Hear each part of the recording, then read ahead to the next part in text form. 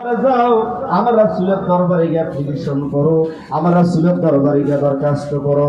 আমার রাসূল যদি তোমাদের দরখাস্ত ফরওয়ার্ড করে, তোমারটা কবুল করে, মঞ্জুর করে, রেকমেন্ড করে, আমি আল্লাহর কাছে বলে তোমারে ক্ষমা কইরা দিতে বলে। আল্লাহ বলেন আমার নবী যদি তোর পক্ষে ওকালতি করে, বান্দারে আমার নবী যদি তোর পক্ষে হইয়া আমি আল্লাহর দরবারে সুপারিশ করেন, আল্লাহ বলেন লাওয়াজাদুল্লাহ, অবশ্য আমি আল্লাহকে পাইবা তাওয়াবার রাহিমা, ক্ষমাদাতা হিসাবে। আমার নবী যদি তোরে ক্ষমা কইরা দিতে বলে রে, আমি তোরে ক্ষমা কইরা দিব। আমার ভাইরা, অসুস্থ হইলে ডাক্তারের কাছে যান, মামলায় পড়লে উকিলের কাছে যান, ব্যারিস্টারের কাছে যান। আসামি জামিন চাইলে পরে জামিন হইতেও পারে, নাও পারে, কিন্তু আল্লাহ তাআলা বলতেছেন আমার পক্ষ থেকে যাকে সুপারিশ করার জন্য আমি পারমিশন দিলাম, আমার পক্ষ থেকে যাকে আমি নিযুক্ত করলাম, আমার প্রিয় হাবিব তোমাদের পক্ষে আমি আল্লাহর দরবারে দাঁড়াইতে দেরি, তোমাদের জামিন হইতে দেরি হবে না। পাসপোর্ট করলাম মাটির রশিতে, জমা দিলাম মদিনাতে। পাসপোর্ট করলাম মাটির রশিতে, জমা দিলাম মদিনাতে। ভিসা দিয়া শান্তি দিবেন ওগো নবীজি, জান্নাতেরি ভিসা পাবনি। আমার তো ভাইরা ভালো করে লক্ষ্য করেন, ওই কঠিন হাসরের ময়দানে যেখানে সমস্ত নবীদের নবী, রাসূলদের রাসূল উপস্থিত থাকবেন, ওই হাসরের ময়দানে কোন নবী ও রাসূলগণ আমার নবীর পূর্বে কেউ সুপারিশ করবেন না।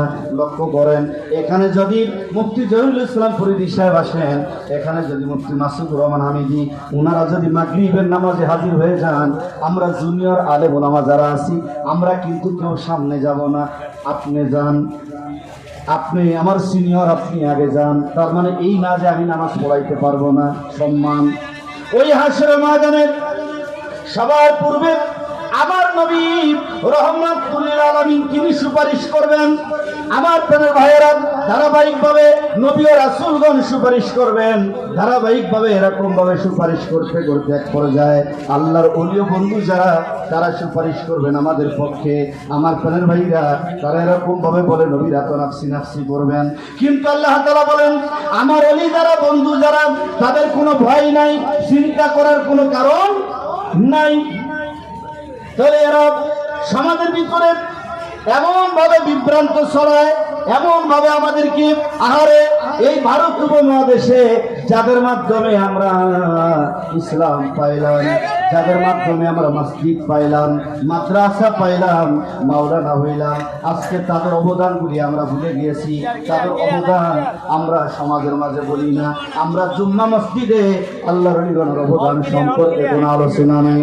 দেখবেন বায়াত সম্পর্কে, পীর মুরিদি সম্পর্কে কোনো আলোচনা নাই, বরঞ্চ এর বিপক্ষে তারা সমানে বলে যাচ্ছে।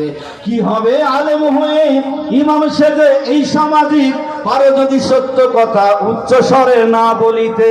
কি হবে আলেম হয়ে ইমাম সেজে এই সমাজে পারো যদি সত্য কথা উচ্চ স্বরে না বলিতে? চাকরির ভয় করো যদি ছেড়ে দাও ওই না গদি, চাকরির ভয় করো যদি ছেড়ে দাও ওই না গদি। কি হবে ধোঁকা দিয়ে বিবেকটাকে, কি হবে ধোঁকা দিয়ে আল্লাহকে, কি হবে বেঁচে থেকে, কি হবে বেঁচে থেকে অযথা বিদ্যা শিখে যদি না করতে পারি শোষণবিহীন সমাজটাকে? কি হবে বেঁচে থেকে, কি হবে বেঁচে থেকে? জোরে বলেন ঠিক না ঠিক? এদের জমানে দেখবেন আল্লাহর ওলিগণের অবদান নিয়ে কোনো আলোচনা নয়, বরঞ্চ এরা ভণ্ডামির আলোচনা করতে গিয়া এক কথায় পীর মুরিদির বিরুদ্ধে ঢালাওভাবে আমাদের মনগুলা নষ্ট করে, সমাজে ফিতনা সৃষ্টি করে। আমার প্রাণের ভাইয়েরা, আমার আপনার ছেলে মেয়েকে আমরা স্কুলে লেখাপড়া করাবো, বলেন স্কুলে ভর্তি করা লাগে না লাগে না?